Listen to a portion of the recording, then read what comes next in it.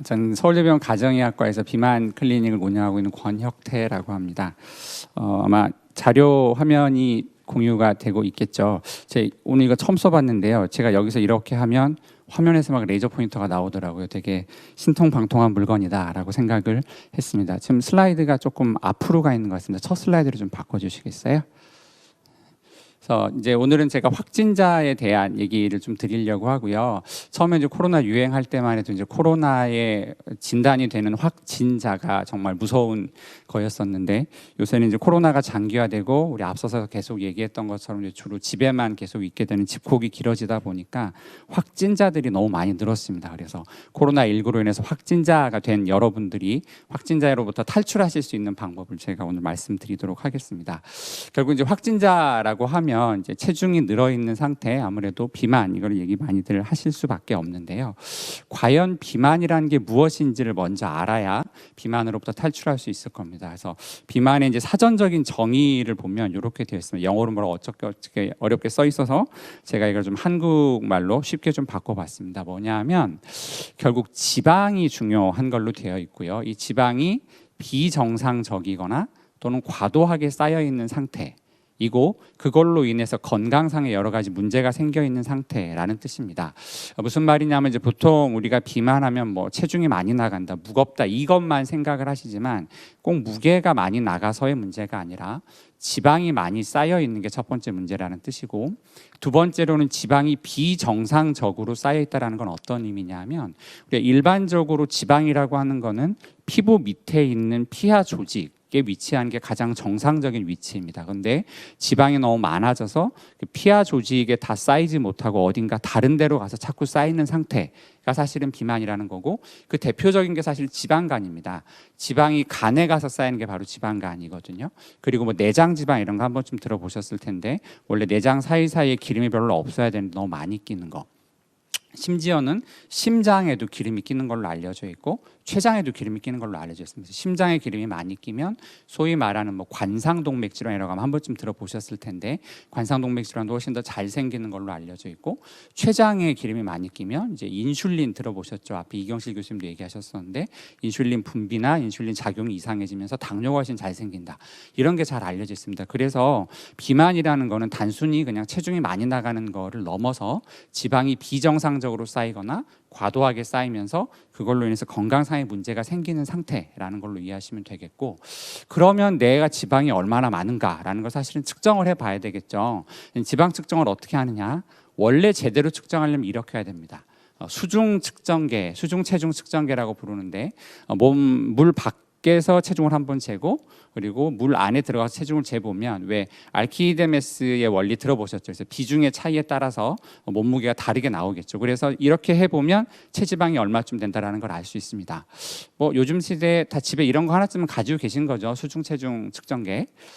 네, 불행히도 저는 없고 저희 병원에도 없습니다. 그래서 이렇게 거창한 기계를 들여놓을 수 없기 때문에 뭐 이제 인바디니 하는 이제 다양한 기계들을 통해서 측정을 하게 되고요. 요거에 대해서 조금 이따 또 나중에 다시 한번 말씀드리겠습니다. 뭐 어쨌거나 이런 이제 기계가 없이는 체지방을 정확하게 측정할 수 없기 때문에 결국 비만을 평가할 때는 다른 지표들을 쓸 수밖에 없고요.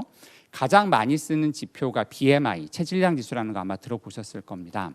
이 체질량 지수를 체지방 측정 대신에 쓸 수 있는 원리가 바로 이 그래프에서 나타나 있는데요.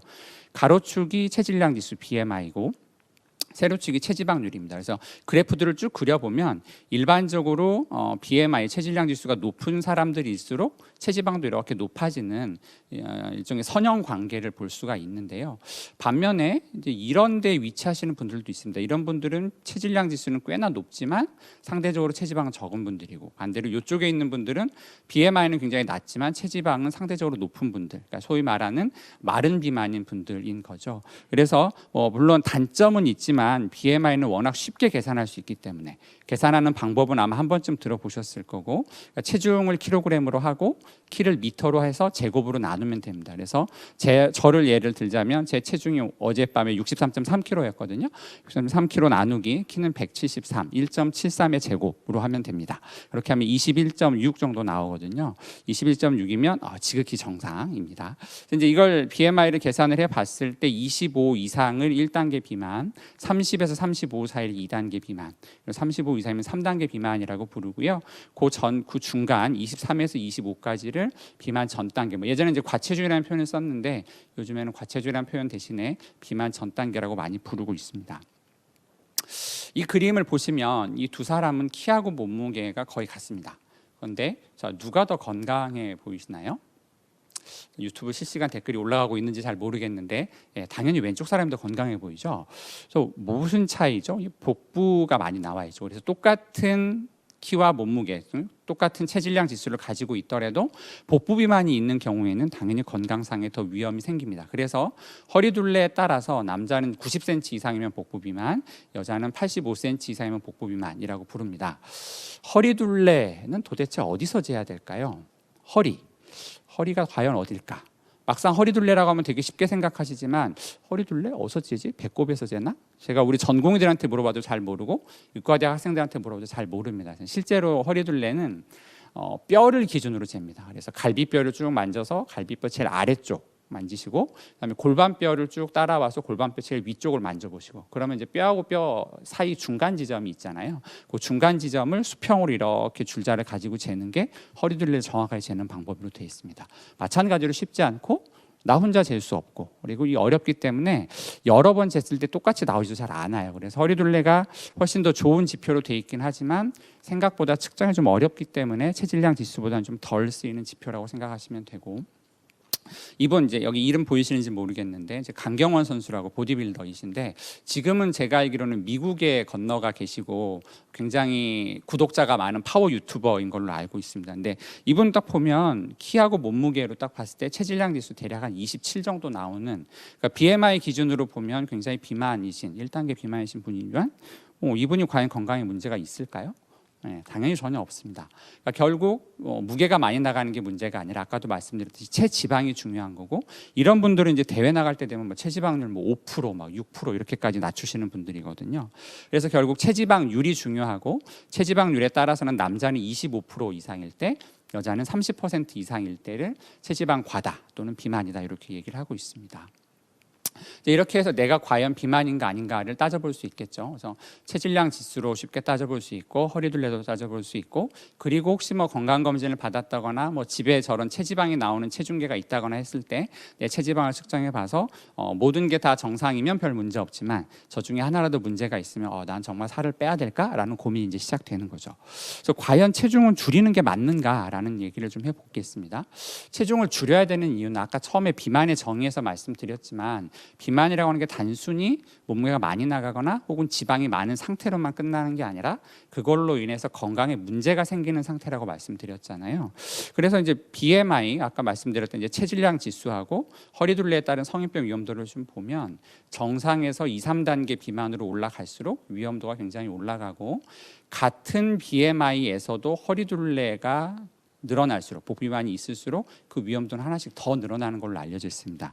그래서 일반적으로 비만이 되면 성인병이 잘 생기기 때문에 체중을 빼는 게 당연히 필요하다는 거고 글씨가 좀 작아서 안 보이실 수 있는데 이거는 이제 체질량 지수하고 사망률의 관계를 본 연구라고 생각하시면 되고 그래프를 보시면 이제 가로축이 체질량 지수가 늘어나는 방향이고요 세로축이 사망률이 올라가는 방향입니다. 그래서 이 왼쪽이 우리나라 사람들이 속해 있는 동아시아 사람들이고 보시다시피 체질량 지수가 올라갈수록 사망률이 올라가는 걸 알 수 있습니다. 이 연구보다 조금 더 대규모 연구가 이제 거의 1,000만 명을 대상으로 했던 연구가 있습니다. 거의 이제 뭐 BMI 연구의 끝판왕이라고 제가 부르는 연구인데 여기에서도 보면 마찬가지로 체질량 지수가 올라갈수록 사망률은 쭉 올라가는 걸로 알려져 있습니다. 한 가지 좀 주목해서 보셔야 될 거는 이 왼쪽 부분, 그러니까 저체중이죠 오히려. 특히 이제 우리나라 젊은 여성분들은 좀 지나치게 체중에 대해서 민감하시고 심각하게 막 말라 있는 걸 정상 체중으로 보시는 경우들이 꽤 있는데 아까 말씀드린 체질량 지수 기준으로 18.5 미치면 사실은 저체중이고요. 저체중이 심해지면은 사망률이 훨씬 더 가파르게 올라갑니다. 그래서 뭐 오늘의 주제는 아니지만 젊은 여성분들 너무 지나치게 살 빼는 게 꼭 좋은 것만은 아니다라는 걸 좀 알고 계셨으면 좋겠고요. 결국 뚱뚱하면 성인병도 잘 생기고 빨리 죽는다라는 게 문제일 뿐만 아니라 이것도 그림이 혹시 잘 보이시는지 모르겠지만 굉장히 다양한 합병증들이 굉장히 많이 생깁니다. 뭐 심장병, 뇌출혈, 뇌졸중, 뭐 각종 암들, 뭐 무릎의 관절염, 허리 아픈 것 등등 해서 정말 비만은 만병의 근원이라고 할 정도로 여러 가지 문제가 있기 때문에 일반적으로 이런 문제가 하나라도 있으면 당연히 체중을 빼는 게 꼭 필요하다라는 거고요. 그러면 살을 빼려고 하면 뭐 지피지기 백전불태라고 결국 왜 찌는 줄 알아야 살을 뺄 수 있겠죠. 그래서 살은 왜 찌는지를 좀 말씀드리도록 하겠습니다. 체중을 결정하는 거는 제일 쉽게 얘기하면 결국 내가 먹는 에너지, 섭취하는 에너지하고 내가 사용하는 에너지의 밸런스라고 보시면 됩니다. 그래서 이론적으로는 이 두 개가 서로 똑같다라고 하면 체중이 일정하게 유지가 되는 건데, 그 밑에 보시면 유전, 장내 미생물 제가 이렇게 써놨습니다. 이거 조금 이따 다시 말씀드리도록 할게요. 그래서 결국 체중이 찌는 거는 내가 섭취하는 에너지가 내가 사용하는 에너지보다 많을 때 체중이 찔 수밖에 없는데, 생각을 해보시면 오늘 점심을 뭐 드셨는지 모르겠지만 점심 먹은 게 내 몸으로 100% 흡수가 되느냐? 사실 그렇진 않거든요. 먹고 나면 싸기도 하잖아요. 분명히 뭔가 소화 안 되고 남은 게 있을 수밖에 없고, 뒤집어서 말하면 내가 2000칼로리를 먹었다고 한들 2000칼로리가 100% 내 몸에 흡수되는 건 아니거든요. 그래서 조금 더 정확하게 얘기하자면 사용하는 에너지 대비해서 흡수되는 에너지가 어떠냐의 상태가 중요한 거고, 이 흡수되는 에너지를 결정하는 게 유전과 장내 미생물입니다. 요즘에 뭐 마이크로바이옴, 장내 미생물 얘기 많이 들어보셨을 텐데, 특히 장 안에 있는 미생물들은 우리가 음식 먹은 게 어느 정도 소화가 되고 대장까지 내려갔을 때 그 남아있는 찌꺼기들을 또 얘들이 소화시키고 분해를 시키는데, 그 분해시킨 게 우리 몸에 흡수가 더 잘 되는 걸로 분해가 되면은 살이 더 많이 찔 수밖에 없는 거고, 분해되는 게 우리 몸에 덜 흡수되는 걸로 분해가 되면 살이 덜 찌겠죠. 그래서 장내 미생물이 어떤 게 있느냐에 따라서 우리 비만이 되게 달라진다는 거고, 근데 이게 재밌는 연구인데요. 트윈입니다. 결국 쌍둥이고요. 그러니까 쌍둥이인데 한 사람은 뚱뚱하고 한 사람은 마른 사람의 대변을 갖다가 이제 쥐는 실험실적으로 무균쥐라는 거 들어보셨어요? 아무것도 없는 깨끗한 쥐를 데리고 대변을 쥐들은 먹고 사니까 이 사람의 대변을 쥐한테 먹이면 이 사람의 장내 미생물이 이 쥐한테로 넘어갑니다. 그래서 뚱뚱한 사람의 대변을 먹어서 뚱뚱한 사람의 장내 미생물을 이식받은 쥐는 똑같이, 그러니까 심지어는 이제 저지방으로 굉장히 좋은 식사를 먹였음에도 불구하고 뚱뚱해지고요. 같은 유전적인 형질을 가진 마른 사람의 대변을 먹은 쥐는, 그러니까 결국 마른 사람의 장내 미생물을 받은 거죠. 얘는 똑같이 먹었을 때 뚱뚱해지지 않습니다. 되게 신기하죠. 같은 음식을 먹는데 장내 미생물이 어떻게 되느냐에 따라서 뚱뚱한 정도가 달라진다는 거고, 더 재밌는 건 뭐냐면 이 쥐 둘을 서로 섞어서 키우면, 쥐들은 되게 재밌는 게 똥을 싸고 그 똥을 또 지가 먹고 막 이러거든요. 그래서 서로 이제 자기가 싼 똥들을 막 먹다 보면 이게 결국 섞이잖아요. 근데 섞이면서 다 같이 날씬해진다고 합니다. 그래서 장내 미생물이 요즘 되게 각광을 받는 이유가 첫째로는 바꿀 수 있다는 거거든요. 다른 사람의 장내 미생물을 내 몸에 이식할 수도 있을 거다라는 희망이 있기 때문에 장내 미생물이 요즘에 뜨고 있고요. 그래서 뭐 먹는 거, 흡수된 에너지 중요하고 사용하는 에너지 중요한데, 그거를 좀 조절하는 팩터 중에서 장내 미생물이라는 게 있다라는 거 잠깐 좀 말씀드리고 넘어가고요. 그래서 결국 이제 장내 미생물은 우리가 아직까지는 쉽게 바꾸지 못하기 때문에, 또 유전도 마찬가지고, 우리가 이제 바꿀 수 있고 우리가 뭔가 좀 치료 목적으로 할 수 있는 것들은 결국에는 우리가 먹는 것들, 영양하고 신체 활동, 쓰는 에너지 두 가지이고요. 그래서 앞에서 1시부터 계속 들으셨던 내용 중에 이제 집에서 혼자 할 수 있는 뭐 펜싱을 이용한 홈 트레이닝, 그리고 요리하는 것들 관련해서 여러 가지 얘기 들으셨을 텐데, 그거에 대해서 조금 더 말씀을 추가로 좀 드리도록 하겠습니다. 우선 내가 얼마나 먹고 있느냐를 객관적으로 평가하는 게 되게 중요하겠죠. 그래서 내가 얼마나 먹고 있는지를 파악하는 방법이 여러 가지가 있는데, 그중에 이제 가장 많이 쓰는 방법이 일기를 써보는 겁니다. 우리가 뭐 초등학교 때 이제 일기 쓰는 거 사실 대부분 다 싫어하시기는 하지만, 일기를 써보면 그래도 하루를 좀 돌아보는 효과가 있고, 좀 뭔가 나를 반성하게 되고 나를 좀 더 좀 긍정적으로 바꾸고 이런 효과가 있잖아요. 일기도 사실은 좀 비슷합니다. 일기를 써보면 일단 물론 그 일기를 써와서 저한테 보여주시면 제가 환자분이 어떻게 먹고 있는지 파악하는 데 도움도 되지만, 쓰면서 스스로가 내가 정말 이렇게 많이 먹고 있었구나, 미처 몰랐는데 쭉 적어보니까 장난 아니네, 진짜 많이 먹네 하면서 스스로 먹는 게 조금씩 달라지시기도 하거든요.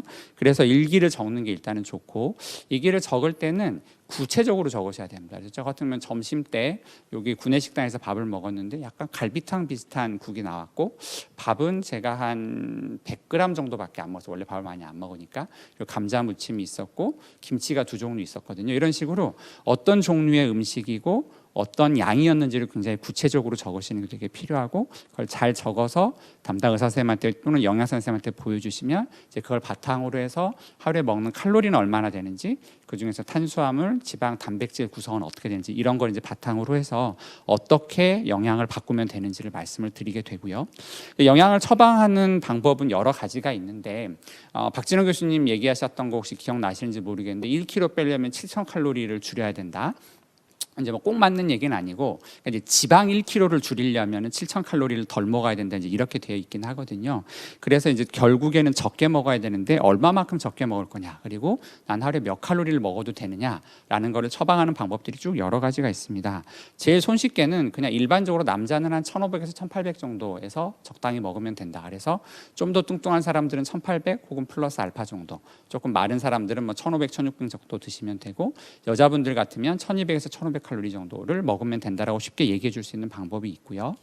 또는 그냥 지금 먹고 있는 양이 내 체중을 일정하게 유지하는 양이다라고 편하게 생각을 하고, 거기에서부터 매일매일 500칼로리를 줄여가자. 이게 사실은 제일 현실적으로 제가 많이 쓰는 방법입니다. 그래서 식사 일기를 쭉 보고 그 중에서 500칼로리를 어떻게 줄일 수 있을지 같이 논의를 하는 거죠. 그래서 쭉 봤더니 매일 식사 양은 별로 많지 않으신데 맨날 간식으로 점심 식사하고 나서 라떼 한 잔 큰 거 드시네요. 요 라떼 한 잔이 한 200칼로리 넘으니까 그럼 라떼를 아메리카노로 바꿔봅시다.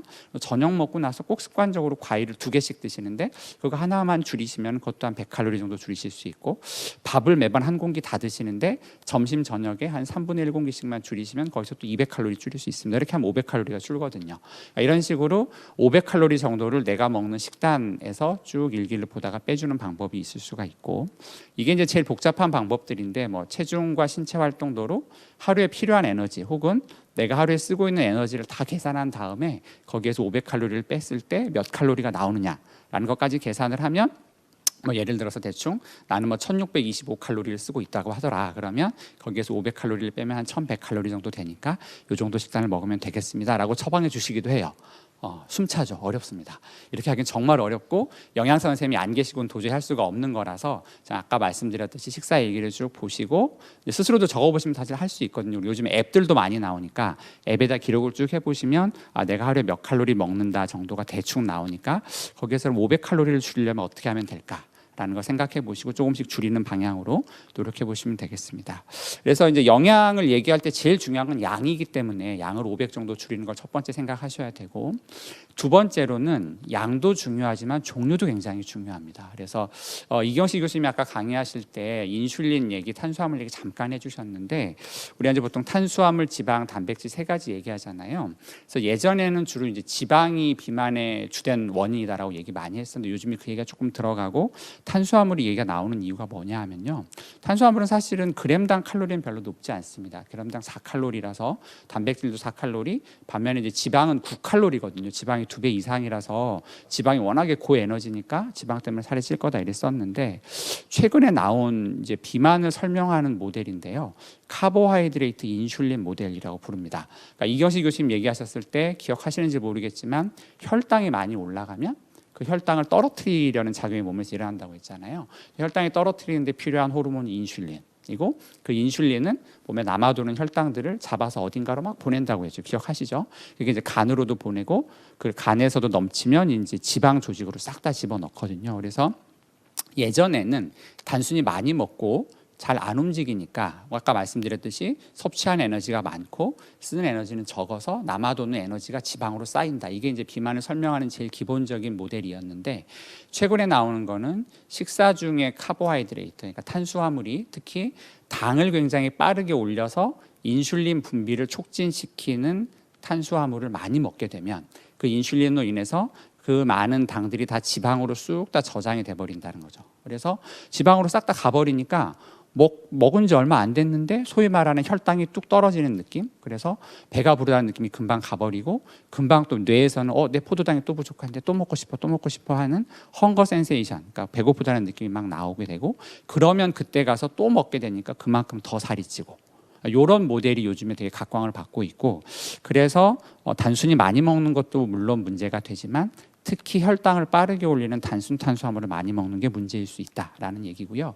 그거를 평가하는 게 당지수, 당화지수, 글라이세믹 인덱스라고 부르는 거고, 그래서 단시간에 혈당을 얼마나 빠르게 올렸냐 하는 거고요. 요 당화지수, 당지수라는 걸 좀 알고 계시면 음식을 조금 더 현명하게 고를 수 있을 것 같고, 거기에 이제 통상적으로 섭취하는 양에 들어있는 것까지 다 고려한 게 당 부하 지수라고 하는 거고요. 그래서 당 부하 지수 및 당 지수가 높은 음식들이 쭉 있습니다. 그래서 이런 음식들을 먹을수록 혈당이 빠르게 올라가고 인슐린이 쏟아지고 지방으로 저장되고 또 배고프고 이렇게 된다는 거니까 이런 음식들은 좀 피하는 게 좋겠다라는 걸 좀 기억하시면 좋을 것 같고, 단백질은 일반적으로 몸에 특히 이제 비만 관리에 있어서는 꼭 필요한 걸로 되어 있습니다. 일단 그램당 에너지가 많지 않고 여러 가지 면에서 꼭 필수적인 성분인데다가 좀 이따 좀 말씀을 드리겠지만 제지방량이라는 개념이 있습니다. 그러니까 몸에 체중이 있고 그 중에서 지방을 뺀 나머지 부분이고요. 주로는 이제 근육을 많이 얘기하게 되는데, 우리가 이제 적게 먹게 되면 자꾸 이 제지방량, 근육이 자꾸 줄게 되거든요.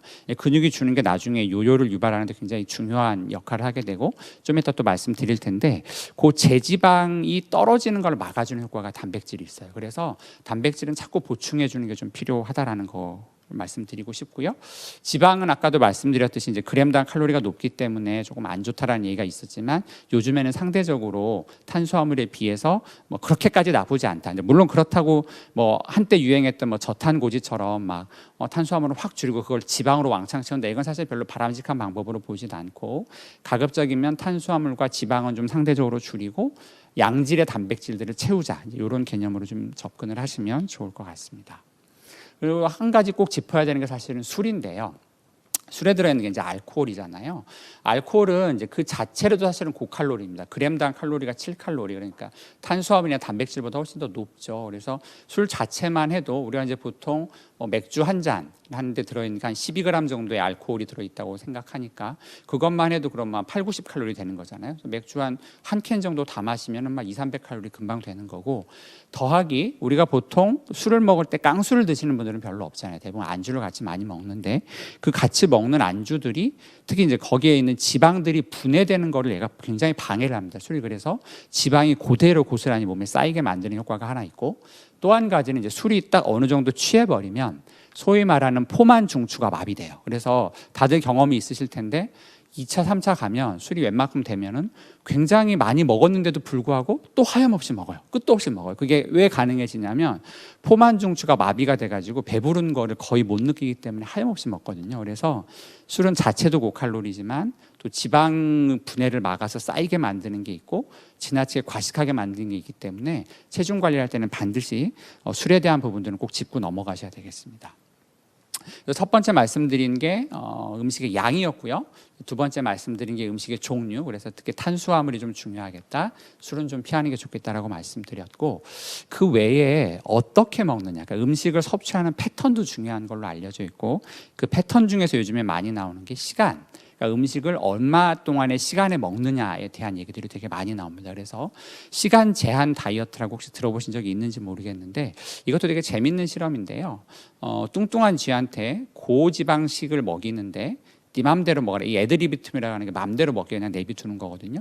그렇게 하면 더 엄청나게 뚱뚱한 쥐로 바뀌는데, 시간 제한을 시키면, 이제 시간 제한이라는 건 어떻게 하는 거냐면은 음식을 딱 정해진 시간 동안에만 먹게 해주는 거예요. 그러니까 8시간이면 8시간, 12시간이면 12시간. 보통은 최대 해도 12시간, 가급적 10시간 이내로 식사 섭취를 딱 제한을 시키거든요. 그래서 쥐한테 예를 들어서 자정에 먹이를 주고 8시까지 먹이를 놔둔 다음에 8시간 지난 다음에는 먹이를 치워버리는 거죠. 그러면 얘는 꼼짝없이 16시간 동안 금식하게 만드는 거. 이제 그게 시간 제한 다이어트인데, 그렇게 시켰더니 얘는 또 살이 빠지지는 않는데 굉장히 얘가 활동적이 되고 좀 건강해지더라라는 거고, 날씬한 쥐를 대상으로 굉장히 고지방과 고설탕이 들어있는 음식을 먹이면서 맘대로 먹게 냅뒀더니 뚱뚱해지고요, 오비스하게 바뀌는데, 시간 제한으로 먹였더니 날씬한 채로 유지되면서 굉장히 애가 더 건강해지고, 그리고 날씬한 애를 마찬가지로 시켰을 때 그러니까 시간 제한을 시키면은 결국 애들이 더 뚱뚱해지지 않고 날씬한 채로 잘 유지한다라는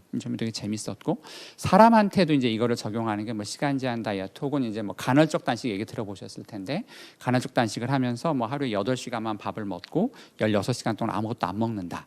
근데 8시간 동안에는 뭐 음식의 종류, 음식의 양도 다 상관없다라고 하면 일단 하기가 편하죠. 그러니까 뭐 음식을 뭘 먹을지 얼마나 먹을지 별로 고민 안 하고 8시간 동안은 내 맘대로 막 먹어도 되니까요. 그래서 그러니까 쉽게 할 수 있다라는 장점은 있는데, 반면에 이제 저 같은 사람은 저한테 16시간 동안 아무것도 먹지 말고 살아라고 하면 저는 못 삽니다. 아침 꼭 먹어야 되는 사람이고, 아침을 6시 좀 넘으면 먹는데 한 10시 반 되면 배가 꼬르륵거리기 시작하거든요.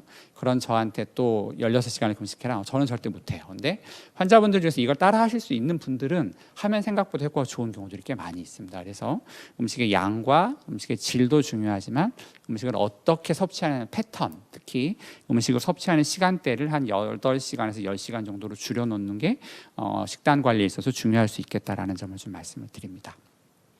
그리고 이제 두 번째로 운동인데요. 운동은 아까 뭐 남현희 선수도 얘기해 주셨고 박진우 교수님도 얘기 많이 해 주셔서 뭐 아주 자세하게 할 필요는 없을 것 같긴 하고, 다만 이제 중요한 거는 운동은 얼마나 자주 하느냐, 그리고 얼마나 세게 하느냐, 뭐 중등도 고강도 아까 들으셨죠. 뭐 세 마디를 할 수 있냐 없냐 이런 얘기, 그리고 얼마나 오랫동안 하느냐, 그리고 어떤 종류를 하냐 중요합니다. 그래서 기본적으로는 뭐 유산소 운동이 중요하다 얘기 아까 많이 들어보셨을 텐데, 유산소이고 저강도 또 중등도 뭐 고강도 이렇게 했을 때 각각이 어떻게 뭐 지방이 분해되느냐 이제 이런 연구들도 굉장히 많거든요. 그래서 이제 보통 중등도 강도 운동을 체중 감량할 때 제일 많이 추천하는 이유가 뭐냐면, 여기 보시면 중등도를 했을 때 지방을 태우는 비율이 조금 더 높아요. 고강도로 막 빨리 달리기나 굉장히 센 운동을 했을 때보다 지방 소비율은 중등도가 조금 더 높습니다. 다만 아까 박진우 교수님 얘기하신 거 기억나시겠지만 중등도로 했을 때는 고강도의 딱 2배만큼 운동을 해야 같은 효과가 나오거든요. 그래서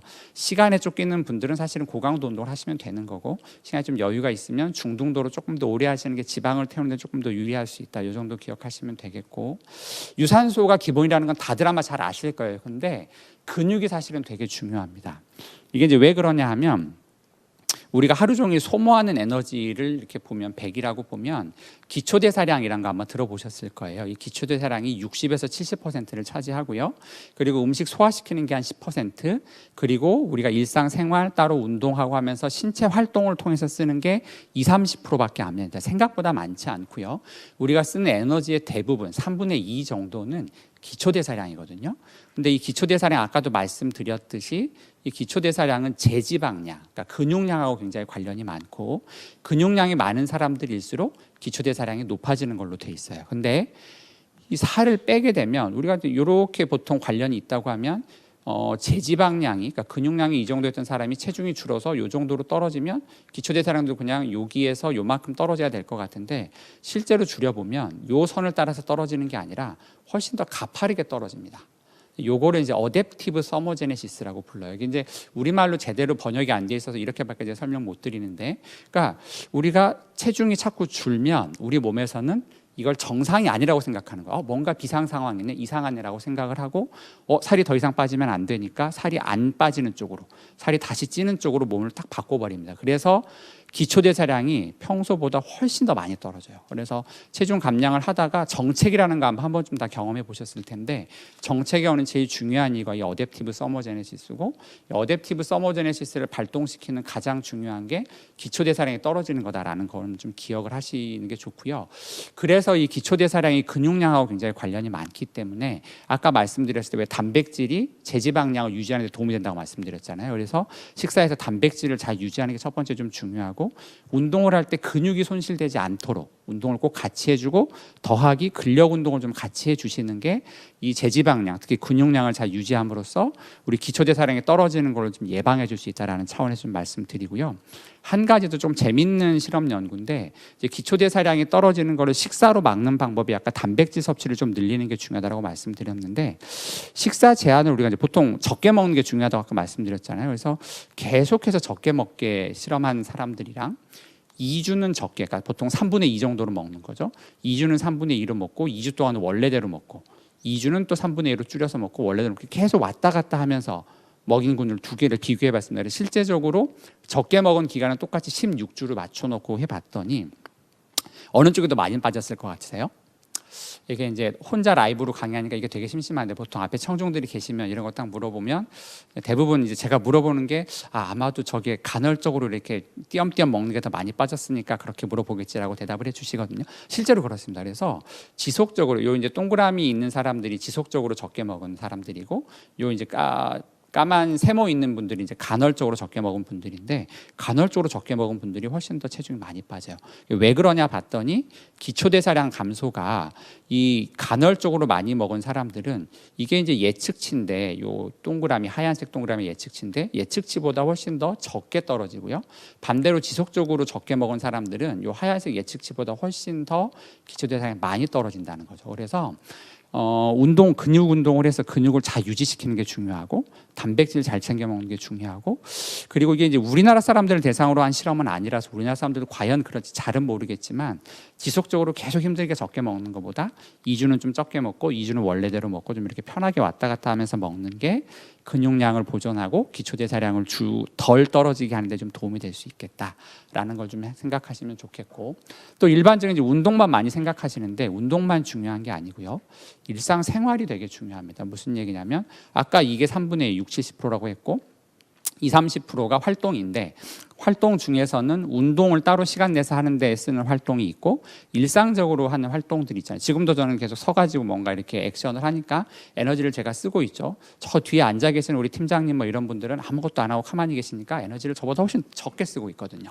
그리고 제가 여기까지 올 때 제 방에서 계단을 걸어 내려와서 쭉 걸어서 와서 했고 반대로 제가 만약에 엘리베이터를 타고 내려왔다. 그러면 에너지를 훨씬 더 덜 썼겠죠. 이제 이런 개념이 사실은 또 중요합니다. 그래서 요거를 갖다가 이제 non exercise, 그러니까 운동이 아니라는 얘기죠. 그래서 non exercise 피지컬 액티비티라고 줄여서 네파라고 부르는데 이 네파를 결정하는 제일 중요한 건 사실 직업이에요. 그래서 직업적으로 많이 움직이시는 분들, 예를 들어서 육체 노동을 하시는 분들은 뭐 이런 농사를 짓는다고 하면 막 2,000칼로리 이상 넘게 쓰는 데 비해서 저처럼 주로 앉아서 일하고 어쩌다 가끔 움직이는 사람들은 1,000칼로리밖에 안 쓴다는 거거든요.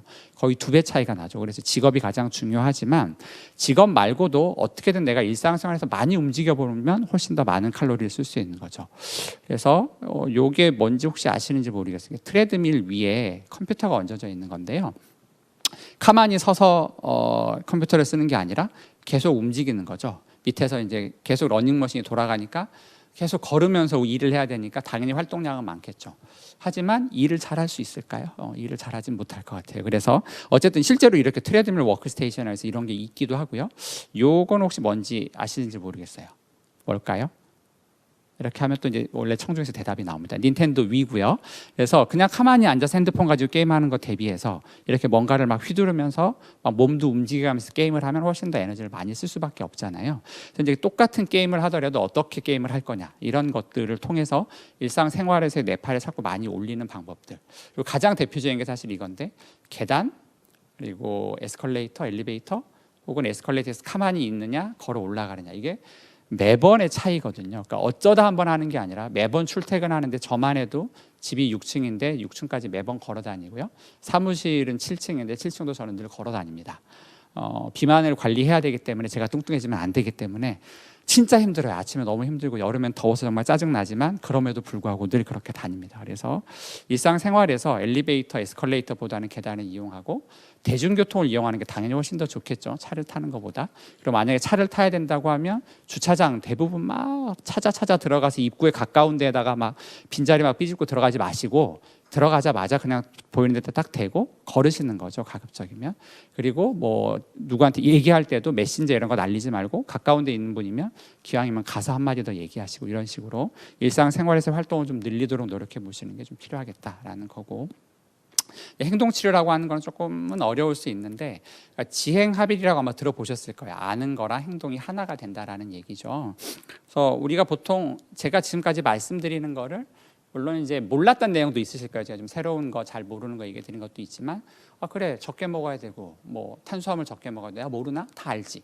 안 되는 걸 어떡하라고 이제 이렇게 되는 거 대부분 많아서 이게 이제 고혈압 환자분들을 위한 생활 지침인데요.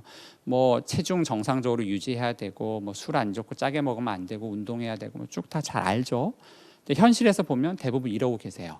그래서 그러니까 운동을 하라는데 운동은 안 하고 축구공 옆에 끼고 앉아서 리모컨 가지고 TV 돌리면서 맥주 마시는 게 대부분의 사람들이거든요. 그래서 알지만 행하지 않는 게 제일 문제고, 그래서 이제 우리가 나도 모르게 습관이 되어 있는 것들이 굉장히 많습니다. 그래서 왜 파블로프 얘기 아마 얘기 한 번쯤 들어보셨을 텐데 이런 거죠. 치킨을 시키면 의뢰껏 치킨을 먹으면 왠지 맥주를 같이 안 먹으면 허전해요. 그죠? 치킨 하면 맥주가 왠지 따라와야 될 것 같고, 영화를 본다? 그럼 왠지 팝콘을 같이 먹지 않으면 뭔가 이상한 느낌. 이런 것들이 우리가 조거나 컨디셔닝이 돼 있는 것들이거든요. 그래서 그거를 깨주는 게 사실은 되게 필요합니다. 나도 모르게 습관적으로 하고 있는 것들을 의지적으로 좀 바꾸는 거죠. 그래서 치맥 대신에 치킨을 먹으면 그래도 맹물은 좀 힘드니 탄산수를 갖다 먹어보자. 이런 것들 해서 조금씩 나의 습관을 바꿔가는 것들이 행동치료라고 생각하시면 될 것 같습니다. 이건 조금 이제 전문적인 의학 영역이라 스스로 하시긴 조금 어렵고 궁금하신 분들은 저를 찾아오십시오. 그러면 제가 잘못된 행동 습관들 하나씩 고쳐드리는 것들을 얘기해 드리도록 하겠습니다. 그리고 이제 그 외에 약물 치료가 있습니다. 약은 당연히 의사의 처방을 받아야 되고 단기간 쓸 수 있는 약들이 있고요. 장기간 쓸 수 있는 약들도 있습니다. 우리나라는 이 약에 대한 제재가 좀 약한 편이라 심지어 이제 제 외래에 그냥 아예 약 이름까지 적어가지고 이거 처방해 주세요라고 오시는 분들도 있는데, 약을 쓸 때 꼭 기억하셔야 될 건 뭐냐하면 아까 이제 우리 체중 관리도 그렇고 요요가 생긴다고 말씀드렸잖아요. 그래서 약도 똑같아요. 약을 쓰면 약에 의해서 식욕이 떨어지니까 먹는 게 주로 살이 빠지죠. 약을 끊으면 어떻게 될까요? 대부분 도로 다 찝니다. 의지적으로 내가 내 생활 습관을 바꾸지 않는 이상은 약에 의지해서 뺀 살은 약을 끊는 순간 도로 다 찌게 됩니다. 그래서 저는 약을 사실 잘 많이 쓰지는 않거든요. 약을 써야 될 땐 꼭 의사하고 상의하시고 어쩌면 평생 써야 될 수라는 각오로 쓰셔야 되고, 쓰더라도 반드시 의사하고 상의해서 조건에 맞게 쓰시는 게 굉장히 중요하다는 거 강조드리고 싶고요. 또 한 가지 수술 방법도 있습니다. 그래서 예전에 우리 신해철 씨 사고 나고 하면서 좀 유명해지긴 했었지만 여러 가지 방법들이 있고 효과는 이게 가장 좋은 걸로 알려져 있습니다. 그리고 제가 예전에 만든 슬라이드라 보험이 적용될 예정이라고 되어 있지만 이미 2019년도부터 보험이 돼서 예전보다 비용도 많이 저렴해져 있고 효과는 가장 좋은 걸로 되어 있어요. 그래서 보통 원래 체중의 20% 이상 빠지는 걸로 되어 있거든요. 약을 써도 평균적으로 한 10% 빠지기가 어렵기 때문에 수술이 가장 확실한 방법인 걸로 되어 있고, 수술의 종류는 여러 가지가 있는데요. 요즘에 이제 요 수술을 제일 많이 하고, 예전에 막 이렇게 배를 열고 막 수술해야 돼서 수술 자체도 힘들고 회복도 오래 걸렸지만 요즘에는 복강경에서 이제 구멍 하나 딱 뚫어서 기계를 쪽쪽쪽쪽 자르고 끝 하기 때문에 수술 자체도 어렵지 않고 회복도 빠르고 보험도 되고 해서 수술이 가장 좋은 치료법일 수는 있습니다. 다만 이것도 이제 당연히 의학적인 영역이기 때문에 저나 외과 선생님이랑 꼭 상의는 좀 필요하다라는 얘기를 드리고 싶고, 정리를 좀 해드리면, 그래서 비만은 단순히 뚱뚱하고 체중이 많이 나가는 게 아니라 체지방이 많은 곳 또는 체지방이 이상한 곳에 쌓여 있는 상태고 그걸로 인해서 건강에 문제가 생기는 거다라고 말씀을 드렸고, 그걸 이제 진단하는 방법이 체지방을 재는 게 가장 좋겠지만 어려우니 체질량 지수, 허리둘레 이런 걸 잴 수 있다라고 말씀을 드렸고요. 그래서 이제 비만을 치료하는 방법에 식사 조절, 운동 이런 게 있는데, 식사는 양 줄이는 게 제일 첫 번째, 그리고 식사 종류 중에서는 탄수화물 요즘 좀 문제가 되고 있다라는 거 알고 계셔야 되고, 술이 또 중요하다는 거 말씀드렸고요. 그리고 운동은 당연히 유산소 운동이 기본이지만 근육이 굉장히 중요하기 때문에 근력 운동 꼭 같이 해야 된다는 말씀드렸고, 행동요법이라고 해서 습관을 끊어주는 게 좀 필요할 수 있다. 약을 쓸 수 있지만 약은 일반적으로 끊으면 요요가 많이 오기 때문에 주의해서 써야 되고 평생 쓸 각오가 아니면 웬만하면 시작하지 않는 게 좋다. 그리고 수술 방법이 있다는 것까지 말씀드리고 강의를 마치도록 하겠습니다. 느끼셨는지 모르겠지만 슬라이드가 굉장히 예쁘죠. 제가 저렇게 잘 만들 수가 없어요. 우리 이 행사를 기획하신 이재용 선생님이라고 계신데 슬라이드까지 만들어 주셨습니다. 다시 한번 감사의 말씀을 표하면서 마치도록 하겠습니다. 감사합니다. 네, 원효태 교수님 감사합니다. 실시간 질문이 쇄도했는데요. 시간 관계상 두 건만 확인하도록 하겠습니다. 첫 번째 질문입니다. 소화 비만과 관련한 궁금증인데요. 아이가 현재 8살, 체중이 37kg이고 키는 125cm라고 합니다. 가정력으로 일형 당뇨가 있는데 활동량은 적고 먹고 나면 바로 배가 고프다고 하는데 어린이들도 간헐적 식사가 가능할지 또 영양적으로 문제가 없는지를 질문하셨습니다. 네, 일단 이제 제가 소화 비만도 강의를 간혹 하는데요. 제가 첫 슬라이드에 띄우는 게 뭐냐면 죄송하지만 저는 소아과 의사가 아닙니다가 첫 강의예요. 첫 슬라이드. 그래서 제가 소아과 의사가 아니기 때문에 소아 비만은 제 영역은 아닌데 소아들은 성인하고 좀 다릅니다. 뭐냐 하면 애들은 계속 크잖아요. 그래서 이제 8살밖에 안 됐으면 더더군다나 앞으로 이제 많이 클 거고 지금 125에 37이면 저게 이제 체질량 지수의 몇 퍼센타일인지 제가 잘 모르겠는데 어머니들은 다 아실 거예요. 성장 도표 있고 나이대에 있어서 키 몸무게가 얼마면은 내 아이가 몇 퍼센타일에 들어간다. 아마 이거 다 찾으실 수 있을 거고 보통 애들 같으면은 뭐 95% 이상 안 넘어가면 사실은 적극적으로 비만 관리하지는 않고요. 체중을 유지하는 거 또는 뭐 그거보다 조금 덜 쪄 있으면은 체중이 조금씩만 찌게 하는 걸 목표로 합니다. 왜냐하면 그러면서 키가 계속 커가거든요, 애들은. 그래서 애들에 대한 접근은 성인하고 좀 다를 수밖에 없고 일반적으로 애가 배고프다고 하는 게 병적으로 뭐가 문제가 있어서 배고플 가능성은 별로 없고 실제로 애가 에너지를 많이 쓰기 때문에 배고프다고 할 가능성이 큰 거라서 웬만하면 그냥 편하게 먹게 하셔도 큰 문제는 없지 않을까 싶어요. 그리고 좀 더 자세한 거는 소화비만 전문가 선생님들이 또 따로 계십니다. 그분들께 문의하시는 게 좋을 것 같습니다. 네, 마지막으로 요새 유행하는 키톤 식단이나 저탄수화물 식단이 있는데 주의사항이나 안 되는 사람이 있을까요? 예, 이제 특히 저거는 당뇨 환자분들은 좀 조심해야 되는 걸로 알고 있습니다. 당뇨가 조절이 잘 안 되는 경우에 특히나 더 그렇고요. 당뇨로 인해서 이제 케톤이 몸에 지나치게 과도해졌을 때 생길 수 있는 문제가 좀 심각한 문제가 있기 때문에 이제 저탄수화물 식단은 당뇨 환자분들은 굉장히 조심해서 하셔야 되고 그 외의 분들은 사실은 뭐 비교적 편하게 시도해 볼 수는 있습니다. 다만 마찬가지로 내가 꾸준히 할 수 있느냐가 되게 중요해요. 뭐라도 잠깐 했다가 안 맞네 그리고 도로 안 해버리면 다 살이 찌기 때문에 꾸준히 내가 저탄수화물을 잘 할 수 있겠다 싶으면 시도해 보시고 가시면 되고요. 당뇨 환자분들은 좀 조심하시고 수분 섭취 충분히 잘하는 게 중요하다. 이 정도 기억하시면 될 것 같습니다.